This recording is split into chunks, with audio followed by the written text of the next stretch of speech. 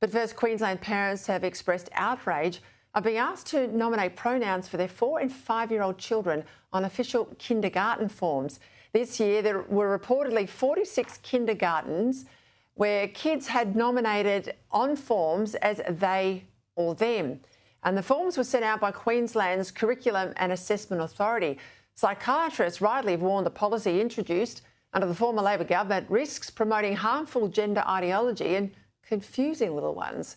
Joining me now is a mum who's been caught in this gender crossfire, and she's gone public slamming the move. Narissa Pace joins me now. Narissa, people would think, that we are absolutely making this up, but you are at the front line of what's happening in Queensland kindergartens. How did you react when you first heard about this? I was pretty furious, Peter, as you can imagine. I mean, why is the state government pushing the radical notion that a child can be neither male nor female? It's just mind-blowing. I mean, children at this age especially are very susceptible and impressionable. So if you lie to them about reality, they will believe you. So it's really grooming kids to accept this contentious ideology, which I, for one, and many parents I know simply don't subscribe to. In fact, we outright reject it. And it's just an experimental indoctrination going on across society. And we know that this stage of development, kids are role-playing. They do a lot of role-playing. They think they're dinosaurs, princesses, doctors, cowboys, superheroes.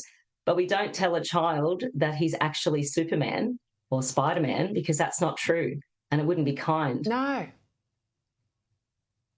And the problem is too, I mean, they put this on a form, they go into the kindergarten, and to your point there, it's reinforced by the really important adults in their life. Like when I was a kindy, beyond mum and dad, the most important person I looked up to was my kindergarten teacher.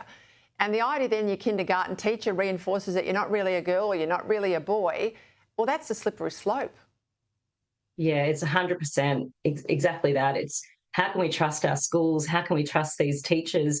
It really makes me angry, and the whole school community, including my child and the teachers, are affirming this delusion and playing along and pretending. They're compelled to do that to appease this ideology, and the other kids, the other cohort of children, are forced to deny what they know and see with their own eyes and deny reality. What are the other parents saying to you, and what are some of the staff saying about you? I mean, I don't imagine everyone in the kindergarten sector, having had this imposed on them by the former Labor government, are happy with this. Yeah, I've spoken to lots of parents who agree with me. They think it's just outrageous. As you said, it confuses children. It undermines reality-based education. It grooms kids for further ideological brainwashing. It really is diabolical, and it's without our consent. We didn't sign up for this. We don't consent to this. Most parents don't know it's happening. So that's why I'm speaking out about it. And just quickly, I mean, are you going to keep your kids in that childcare centre? This is one of the reasons why, Narissa, I keep arguing we've got to give the government support to parents so that they get choices in situations like this, that they're not forced into these kindergarten settings where they've got crazy sort of nonsense like this going on. What do you think about your children staying in this facility? Well, this is across all primary schools in Queensland. This is what all children transitioning from prep, we call it, or kindergarten down your way, into primary school. This is across the state. So all primary schools are signed up to this and are doing this. So I couldn't take it to another state school because the same thing will be happening. Catholic schools, I'm not sure if that's happening in Catholic schools. Obviously, the other option is homeschooling, which I am considering, and it's not surprising that there's a huge increase in parents who are choosing to homeschool their children. But another thing that really concerns me is that we know that these policies amount to boys who adopt a non-binary or a trans identity then being able to choose which bathroom they feel most comfortable in.